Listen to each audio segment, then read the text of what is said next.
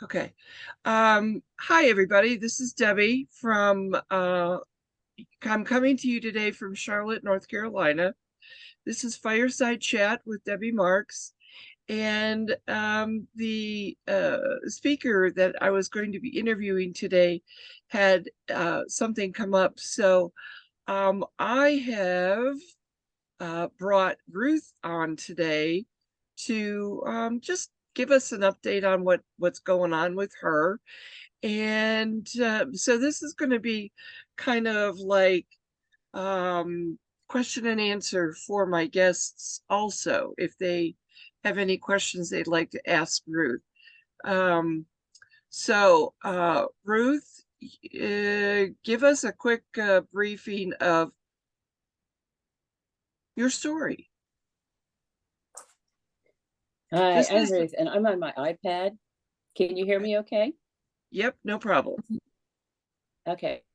I'm on my iPad, which I usually jump on that. So I apologize, and if I'm not coming through, let me know. But I am Ruth Peirce, and I consider myself the relationship maximizer because I've learned a lot through the years through personal relationships. My husband and I have been married. It's going to be 48 this summer, so we're pushing that 50-year mark. And yeah, there's no marriage that's perfect.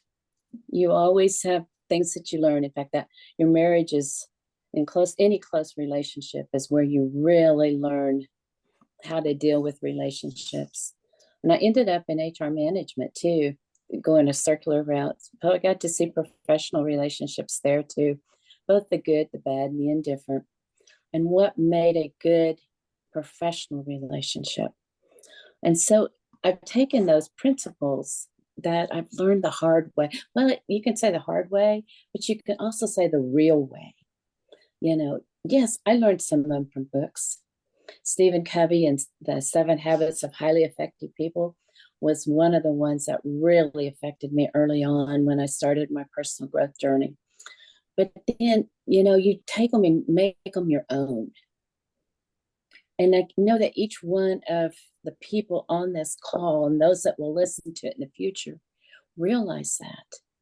Because we take what we've learned through experience and then we move it forward. And sometimes we need help. I have a hand raised somewhere. Yeah. Hang on a second. Sally, did you have a question? No, I just want to make sure I was kind of on. Can you hear me? Yes, I can hear you. Okay. I just was never able to join it on my computer. Oh, well, yeah, I was asking if you could hear us, but it looked like you kept trying to connect to your audio. So yeah. I'm glad you're here with us today. Yep. Hi, Sally. Hi. So Ruth, as you were saying. So we just, I got to get my train of thought. We'll see where my train of thought goes. Because when I talk, whatever comes out, a lot of times I'm just really relaxed when I talk. But we take what we learned, and sometimes we get mired down into being stuck, and we need somebody to help us get unstuck and believe something different and know how to move our beliefs to something different. And we all can relate to that. I have to point fingers back at myself, and I'm always thinking through, why is this certain thing a trigger for me? And why does it upset me so much? And then dig down to what the root issue is, why that's there. And yeah, we all do things like that.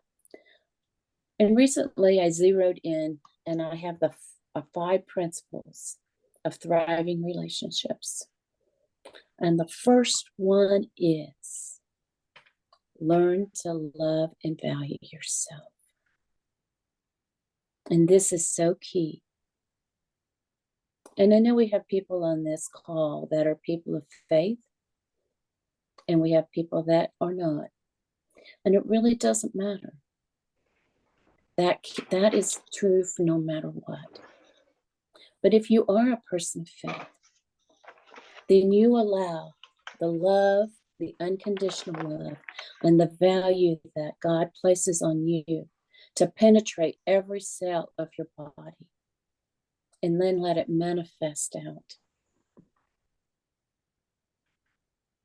Now, I want to say too, because each one of us know people that we feel like love themselves too much, don't we? Mm-hmm. And are self-centered. And that's not what we're talking about. We're talking about a genuine love for yourself and realizing that you have value, and then letting that overflow to everybody else. In fact, I have a thought on the people that we think are self-centered, that down underneath, they're very, very insecure, or they're insecure in some part of their life.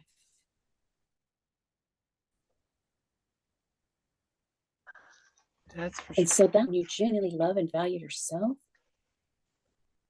that takes care of that insecurity. Yeah. And so that you can naturally love others.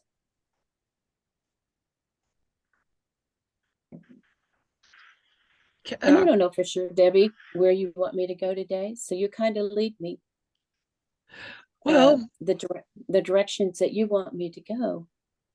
thank you. But yeah, so in fact, if you want to ask me questions, go ahead. As far as like an interview type thing. Okay. Well, first off, I want to say what you were just speaking about was very informative to those that are not familiar with your classes that you've done.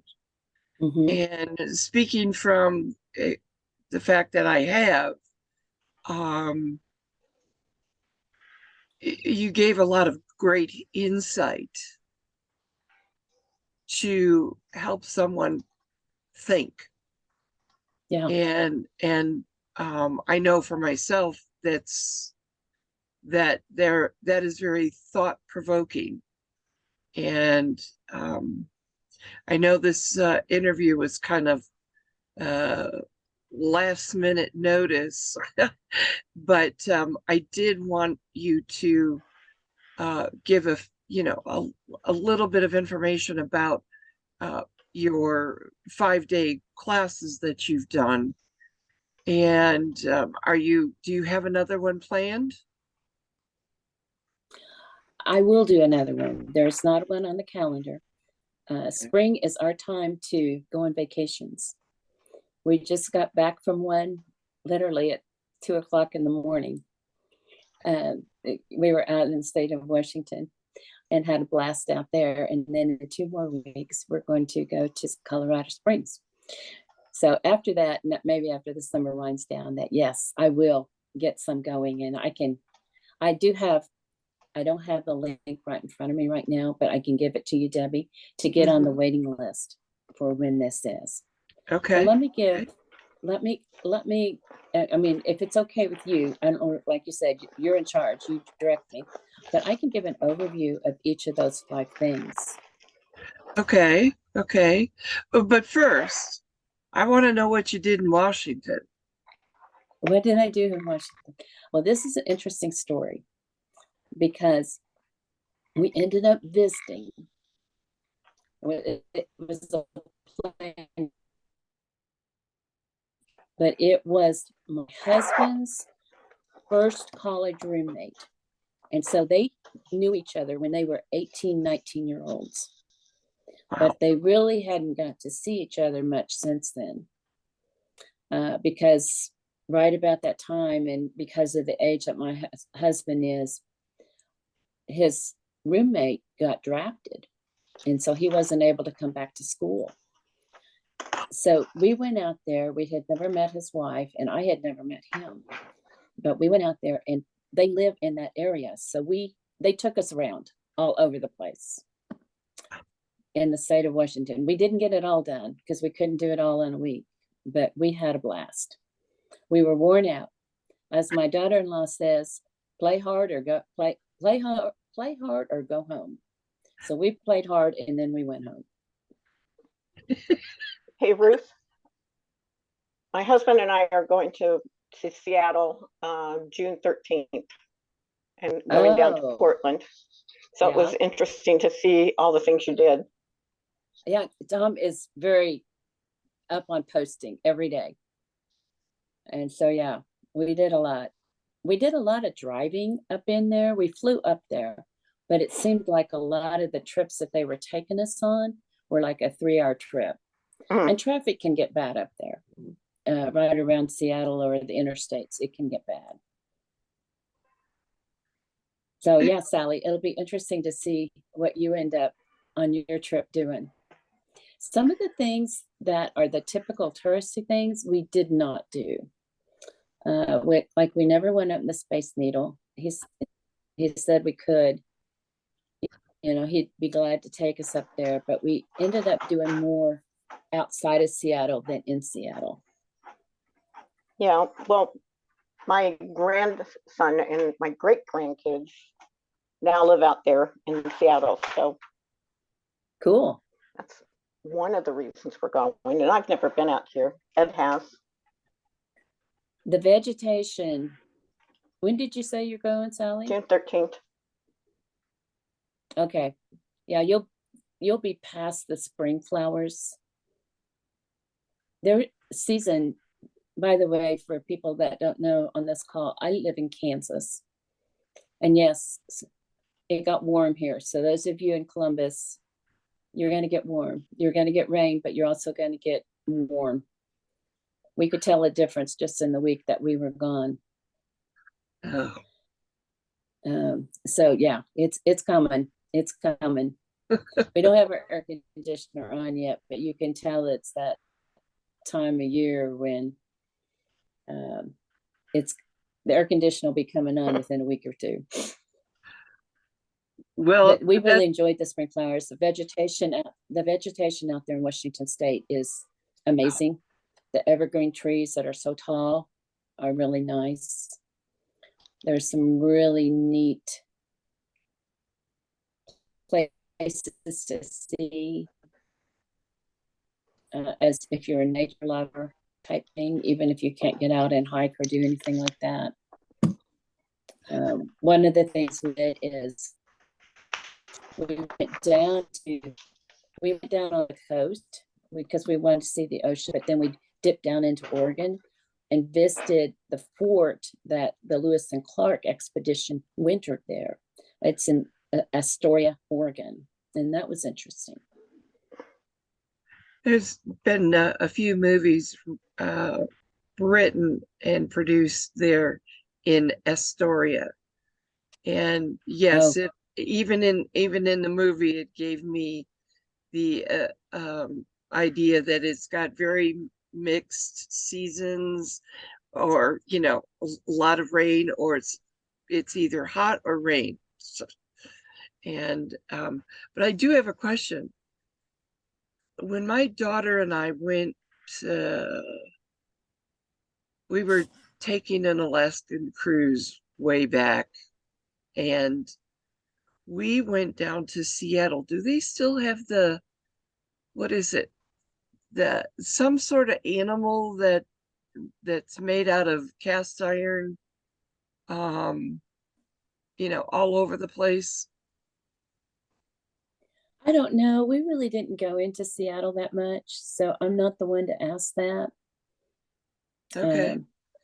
We did enjoy a lot of fresh fish. Oh, yum. And we ended up with a lot of fried fish because that just seemed like where we were going. But, like a lot of it was caught that morning and we got it for lunch. Oh, yum. I had tuna. My son-in-law takes tuna steaks, and he sears them, but they're like eating steak, and Oh, really red inside pink, so it's really rare, but yet it's the type of sushi tuna, or right. they have it another name. And I'm telling you, that thing like melts in your mouth, and but it's so good. Oh, it's amazing. So so just out of curiosity, what was that the first time you've been to Washington State? Yes. So what kind of uh, feeling did you come away with from there? With the type of person you are, you know, what did you feel? I think I'm still figuring that out. And I think it depends on what part of Washington you're in. I felt Okay. relaxed. Um, I love the outdoors and the green, so that was really good. Vegetation and flowers and vegetables grow really well out there. In Hmm. fact, one of the facts I found interesting was blackberries will literally take over. And so Really? I won't call them wild, but like you have to rip the vines out of your flower beds, basically. If they get started in a place, they will just literally take over. And we Huh. don't have that here. We don't have that here Yeah, either. and berries do well there. Fruit trees do well there. We got to go over to the friends that we visited. His sister and her husband had orchards over in the eastern part of the state. And so they had pears and cherries there in their orchards. Of course, they Amazing. weren't ripe. They're just in bloom right now, but Yeah. they have had apples in the past, but they didn't have any apples right now. Hmm. So there's a lot of that up there and things. So So you said that you were gonna let's switch states here, but you said now you're in a couple weeks you're leaving for 2 weeks in Colorado Springs. yeah. Do you know people there, or um Oh, that's another interesting story. No, we don't know any people there. But our son and daughter-in-law, and she teaches school, so that that's important because of the time of year we go with them.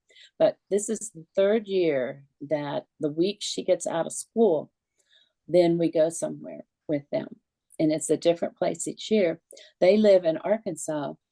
So we pick a place that we can drive in one day from either our house in Kansas or their house in Arkansas. So 3 years ago, we went to South Dakota, where all the things out there, I think is it Rapid City, where all the different things are out yes. there with I can't, Uh-huh. Rushmore, Mount Rushmore is what I'm trying to pull out of my head right now. And we went out there with them and hiked and did all kinds of stuff. And last year we ended up in the panhandle of Florida, which was about 11 hours from their house, which was a lot of fun, down by I can't think of it right now. My brain is still on vacation mode, but that was fun. And then this year we're going to Colorado Springs. So it's just started to be a fun tradition to go with them for a week. Yeah. So, Sometimes but it is fun to go with another couple, and then it's nice to just go the two of you. I totally agree. And that is part of the whole thing with relationships, Debbie, because Yeah. sometimes you want that intimate time and sometimes a group is fine. Yeah. Or, because you do. There's pros and cons Mm-hmm. with both. I do So say though that if you're married, even if you're with a group, it's very important that you keep that marriage commitment or that marriage relationship in the forefront, and not just let it sink into the group type thing.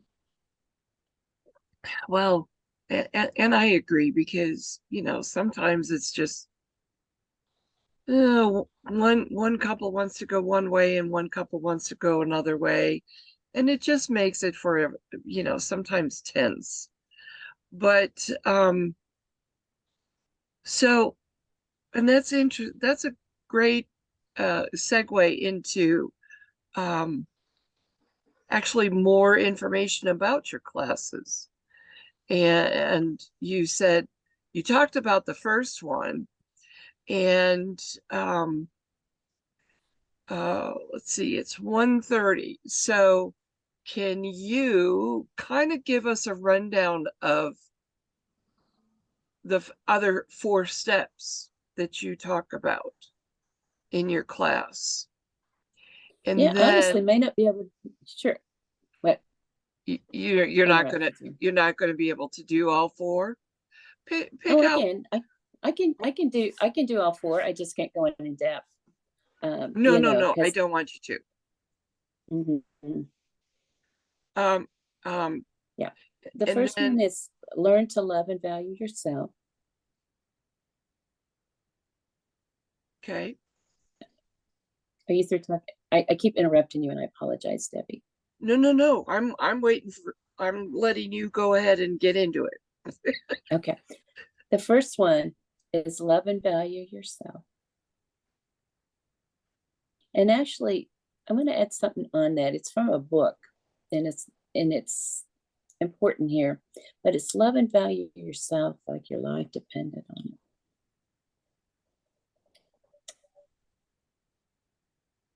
Because the degree in which I love and value myself sets the thermostat for how high all my other relationships can go.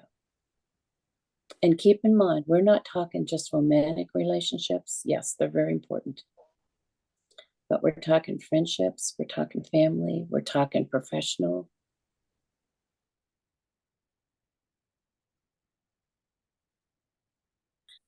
Did you see the And note then from number Kathy? 2 Okay. is number 2 is dig for the root cause.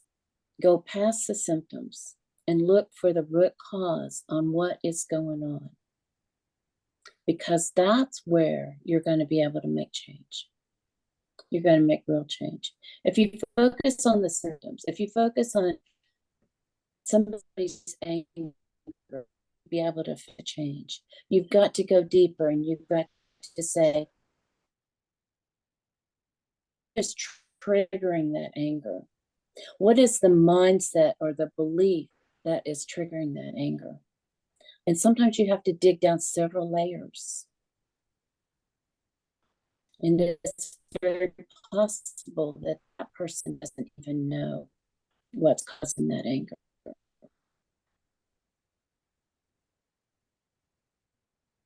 And then those unmet expectations. And this is a key part. Because, like in my relationship with Debbie, and I'm just going to use her as a guinea pig, quote unquote, is that I will have expectations of our relationship. And if those aren't being met, then there's issues that come up. And the same is for her. She has expectations of her relationship with me. And if those aren't met, then there's going to be situations that come up, and there's going to be frustration. So dig deeper to what's the root issue, and dig deeper to say, what are the expectations that are not being met? And the more you can talk about that, the better you're going to be. I want to give you one more quick thing on that before we move on. And that is, I'm going to get my thinking back on, my file cabinet up here to be able to talk about it. But that is what you're believing. And this is something that I've really learned. And sometimes we don't even know what we believe. But I'm thinking of a situation with my husband and I, and it was an ongoing thing that is an irritation for us. And I finally said, let's talk about what we believe. And when it came out, what he believed was partially true. There was truth in that, partially, and partially lies. And the same thing for me. What I was believing about it was partially true and partially a lie. But the more we can talk about that, about what we're believing, and that helps us move forward. Communication, you've heard that all your life. Communication is key, and it is. But what I'm giving you here are the tips on what you need to communicate about. And so it's taking it to a deeper level. And are those important in certain relationships? Yes, but you got to go deeper.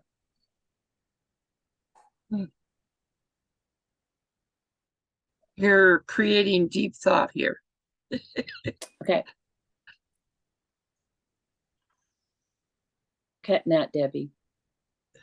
Yeah, and I'm finding that I'm having a little difficulty with the level of connection. So you just keep going.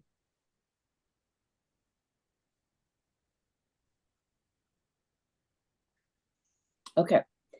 And then the third one is strive for interdependent relationships. I mentioned Stephen Covey early on in the beginning of this talk because he was very, very instrumental in my personal growth, 7 Habits of Highly Effective People. And he talks about this, but let's go into it deeper, or maybe not deeper, maybe explain them. You can have a dependent relationship, and can you be too dependent on a relationship? Mm-hmm. Yeah, because then you're not going to address the things that need to be addressed. If you're too emotionally dependent, physically dependent, financially dependent, then you're not going to be able to address the things that need to be addressed. And so that's what dependent relationships is all about. And this,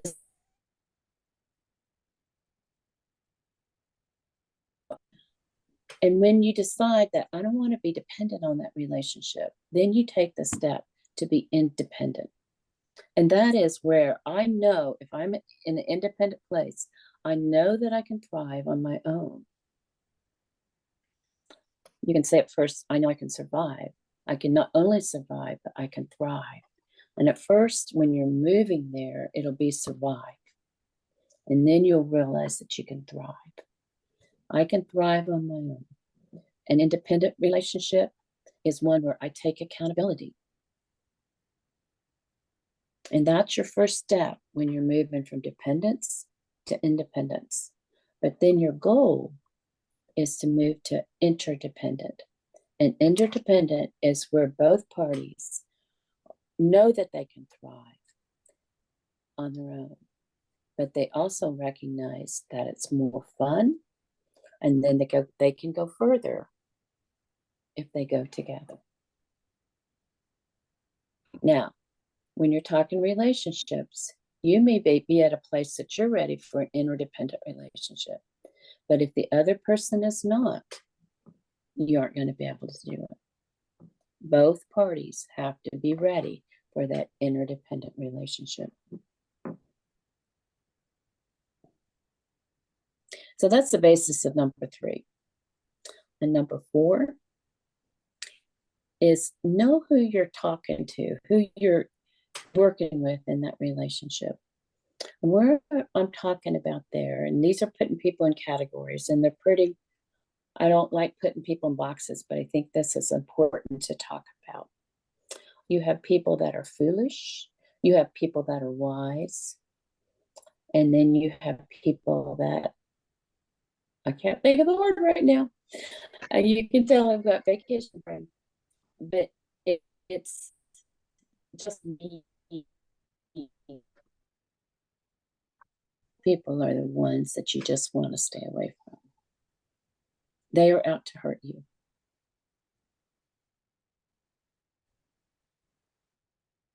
And it's almost like, If it's a personal relationship, those are the ones you wished you never hired. And you need to get them out of your organization as quickly as possible.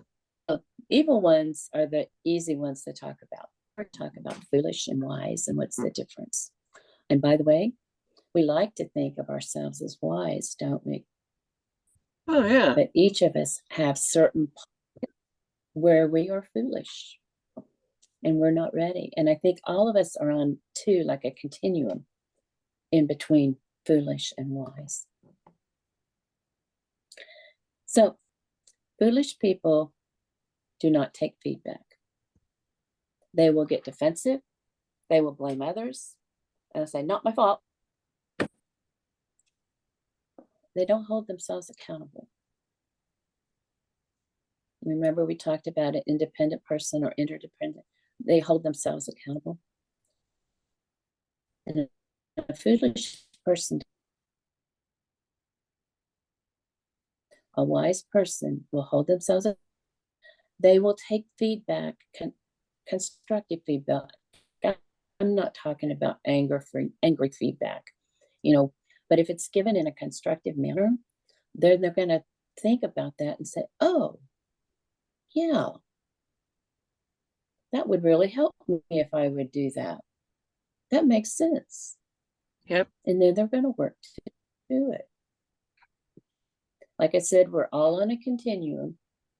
And another thing that I've learned just recently is do not condemn yourself. Do not put yourself on a guilt trip. Hold yourself accountable, but don't put condemnation and guilt.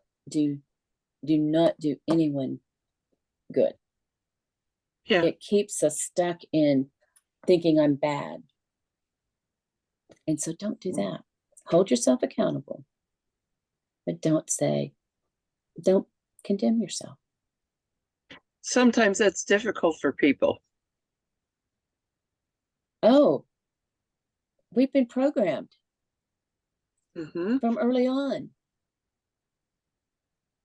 as children. That was a bad thing you did. Naughty, naughty, naughty. And so it's a mindset. And that's what I'm learning too. Like I said, how important what we believe about our. If I truly love and value myself, can I condemn and put myself on a guilt trip?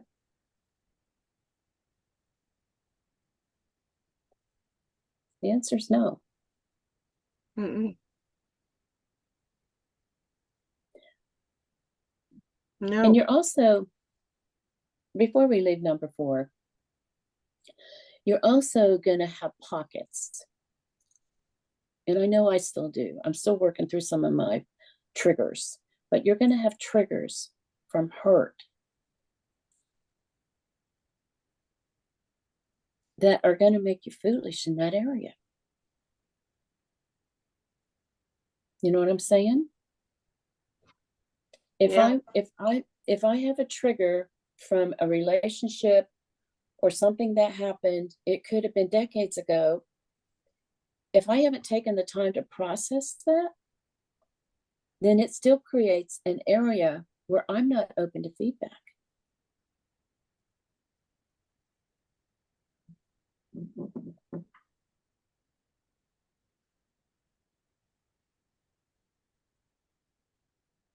I don't know what to say. I know. So anyway, that's number 4 in a nutshell. Yes. Recognize that I'm going to say that nobody on this call or nobody even listening to this call later fits in the evil category. But we all have both foolish and wise. So recognize within yourself first where you're acting foolish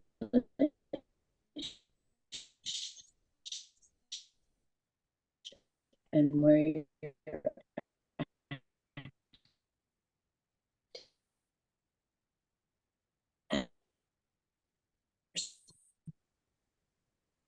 You're and take that in consideration. Because if it's an area where they're acting foolish, you're going to have to treat that conversation a little bit differently. And that gets us into the last one. It's a great segue into it, because the fifth one is create a safe environment for all communication. And this, at surface, you say, oh yeah, that's easy. Yeah. But as you dig down in, it's not, there's things you can do to make it better. In fact, I don't know how much time we have, Debbie, but I think I've got enough time to wrap this up with a bow. Perfect. In fact, take in consideration all the four that we've talked about so far. Before you have that conversation with the person that you want to talk to and create that safe environment, make sure that you're in a good place. Number one is love and value yourself. And so make sure that you're in a good place before you try to talk to them. Make sure that you're loving and valuing you for who you are. Because remember, that naturally overflows into the other person. And number two was look for the root cause. And so you're going to, even before you have that meeting, now you may be able to dig into it deeper when you have that discussion, but before you do, think for yourself, like, what is the symptom, first of all, because symptoms are the breadcrumbs leading us to the root cause. But what is a symptom that I'm not liking that's causing the issue? And then think, what could be some possible root issues? What are some possible unmet expectations that I have in the relationship and that the other person has? So you've already started that thinking process. And then as you talk with them, other things may come up. But you've already started that process. And then your third one was strive for interdependent relationships. And so think about, where are you two dependent on this relationship? And where are they two dependent on you? And how could you move that to independence and then to interdependent? And then the fourth one is thinking about foolish and wise. What are the areas related to what you need to talk to them about that you're being foolish? And where do you think they're going to be foolish? And how could you how could you de-escalate the triggers that either you're going to have or they're going to have? And if it's a deep subject that's gone on for years, know that it may take more than one safe environment discussion. And don't get frustrated if it doesn't work out in one discussion. Your goal is to be together. Your goal is to look at it as you're on one team. In fact, I think I'm going to leave it with this, Debbie, because this is very important. And that is, the deeper the relationship is for you, the more important it is. The more important it is to go for a win-win. Because whenever you do a win-lose, where I win and you lose, the relationship loses. And the opposite is true too. If I settle for letting you win and I lose, which I did this for many years, it's called passiveness, and you can't do that. There's no such thing. But the relationship will lose if you either do a lose-win or a win-lose. You want to work for the win-win, which is another way of working for that interdependent relationship. Well, I think we have a win-win situation. Personally. I do too. I do too. I used you as a guinea pig. But you know, you think about spouses, but you think about siblings, you think about parents, you think about coworkers, bosses. You even have a relationship with organizations. Well, oh, that's awful. My brain just, it just emptied. It, you've overloaded my brain again. Does anybody have any questions they would like to ask Ruth? Sally, I do you don't. have? You Yeah, don't? I kind of came in a little late, but I always enjoy listening to Ruth, Yes. and I really liked your pictures I'm gonna have to from check and see if Washington. we're Yeah. friends on Facebook. Yeah, you will, because there's some neat pictures. Mine's to post vacation pictures, and he does it every day. Oh, he missed one day on this trip because he didn't have internet. Oh. Oh, Is it worth it going to the coast? I enjoyed it. No, it was definitely 3 hours down there, and you can't really get in the water. It was in June you would not be able to No. swim. At least where we were at Long Beach, which was clear South Washington. The riptides are too strong. They don't encourage you to swim down there. We were on the longest beach in the US. I think it's like 26 miles of beach. Wow. that's a lot. So we're going from Seattle to Portland for a couple of days, and then back up Okay. to Seattle for our flight home. Did you take the Alaska overnight flight? No, we took Delta real early in the morning out and late evening coming back. Yeah, we're taking Delta going, but Alaska, where I'm from, Coming it's back. at 10:30 at night. It's a Oh. nonstop though.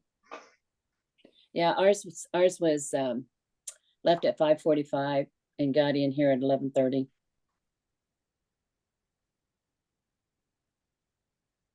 That's not a. Oh, Kathy, do you have anything? I just want to say that it just reaffirms in my mind how awesome Ruth is. I loved that entire presentation.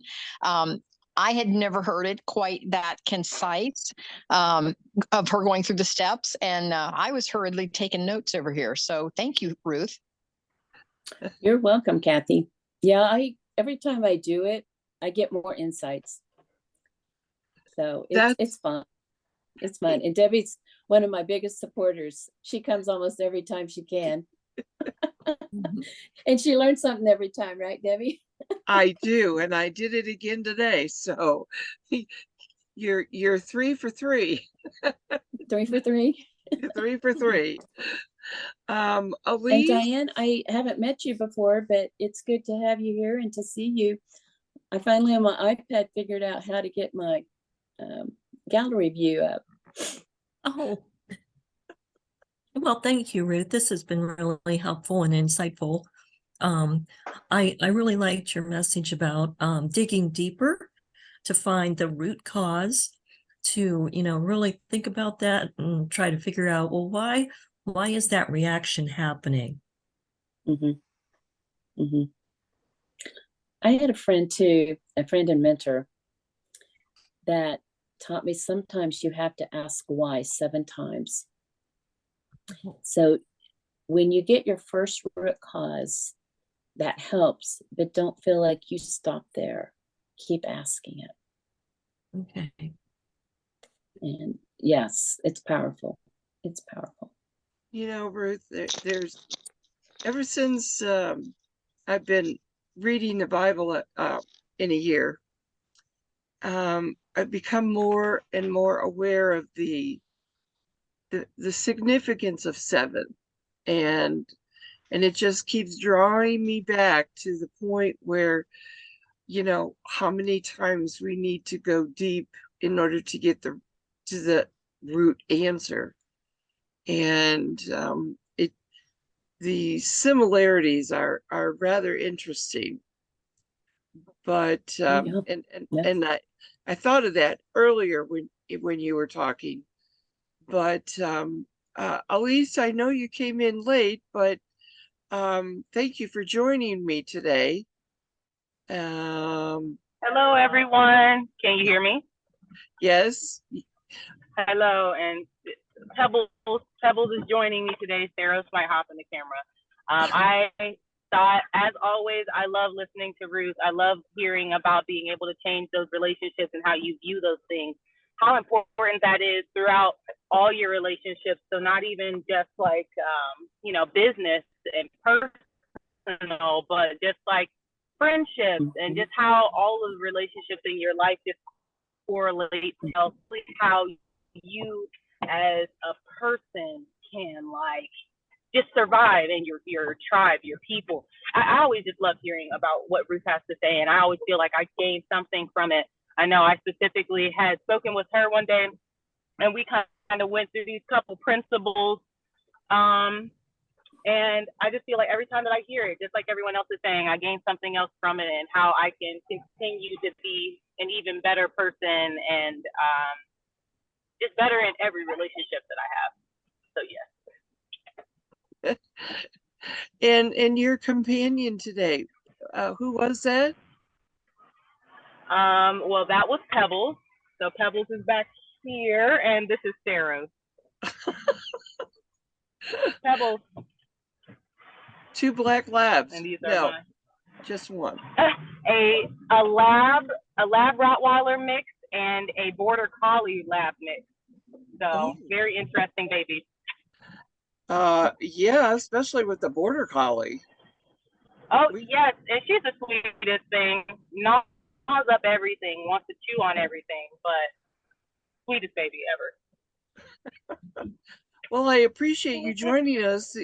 You know, by the looks of it, you're in the car driving. So again, thank you very much for joining us and letting Pebbles and her companion join us. They're beautiful.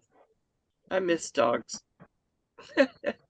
Well, if there's nothing else. Happy to be here. Look, happy to be here.